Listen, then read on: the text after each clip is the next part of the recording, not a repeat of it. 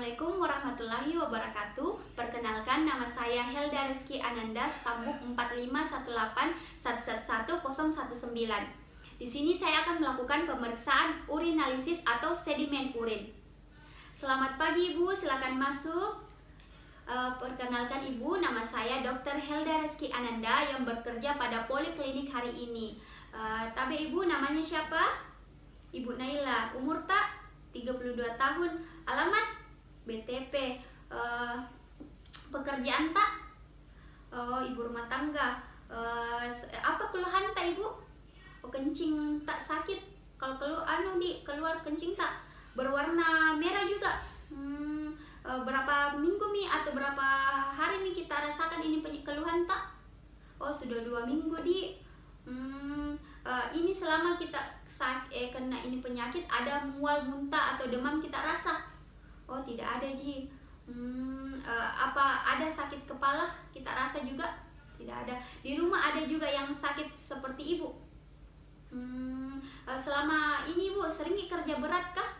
Tidak Ji, tapi sering antar anak ke sekolah. Iya.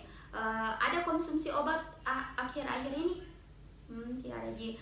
Jadi baik Ibu, setelah melakukan anamnesis kepada Ibu, saya akan melakukan pemeriksaan urinalisis, di mana pemeriksaan ini nanti saya minta kepada Ibu mengeluarkan urinnya, di mana urin tak nanti itu saya periksa, saya teliti. Jadi Ibu di pemeriksaan urinalisis ini bertujuan untuk mengetahui apakah ada kelainan pada organ ginjal Ibu atau saluran kemih Ibu dan organ lainnya, di mana juga membantu mendiagnosis penyakit kongenital atau asimptomatik lainnya.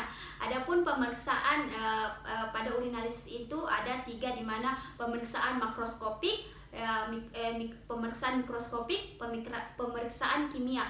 Pemeriksaan makroskopik itu sendiri ada kejernihan, pH, warna, bau, dan berat jenisnya. Setelah itu ada pemeriksaan mikroskopik, di mana kita bisa melihat adanya leukosit, eritrosit, bakteri, torak, kristal, dan elemen lainnya. Selanjutnya pada pemeriksaan kimia itu Ibu ada kita bisa melihat protein, glukosa, darah, nitrit, dan bilirubin urinnya. Jadi Ibu, dari penjelasan saya tadi, apakah Ibu bersedia melakukan pemeriksaan ini? Baik Bu, bersedia. Tapi Ibu persiapkan ini diri tak dan pergi mengeluarkan urin tak. Jadi setelah itu saya akan melakukan persiapan alat dan bahan. Sebelum itu di sini pada pemeriksaan ini tidak ada persiapan khusus pada pasien. Yang penting itu adalah persiapan sampelnya, di mana sampel yang digunakan adalah urin itu sendiri atau urin pasien, di mana pastikan wadah atau penempatannya itu dalam keadaan bersih dan kering dan tidak terkontaminasi dari bakteri atau patogen dari luar. Selanjutnya itu urin yang biasa digunakan itu adalah urin sewaktu atau urin yang dikeluarkan pada saat itu juga, di mana urinalisis itu dilakukan selama 2 jam. Jika lebih dari itu maka tidak dianjurkan digunakan karena banyak bakteri yang akan tumbuh. Dan jika pemeriksaan ini akan ditunda, maka pasti dianjurkan untuk menaruh pada pendingin atau lemari es dengan suhu 2-8 derajat Celcius.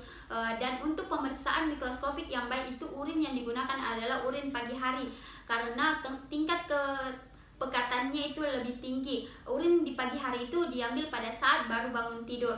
Selanjutnya itu saya akan memperlihatkan alat dan bahan yang digunakan di sini, yaitu ada corong, ada urin pasien, ada tabung sentrifus, ada pipet tetes, ada kaca objektif dan penutup atau the glass-nya. Selanjutnya ada alat sentrifugasi, ada alat mikroskop.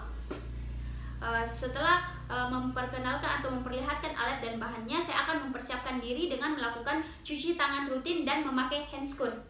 Selanjutnya saya akan melakukan penelitian. Pertama, saya mengambil tabung sentrifus dan mengambil corong dan menaruh di atasnya.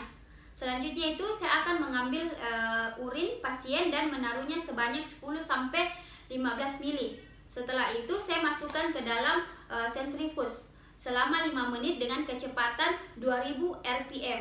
Setelah itu saya keluarkan dan melihat adanya larutan supernatannya dan membuang atau mengeluarkan larutan supernatannya dan menyisakan sebanyak 1 mili.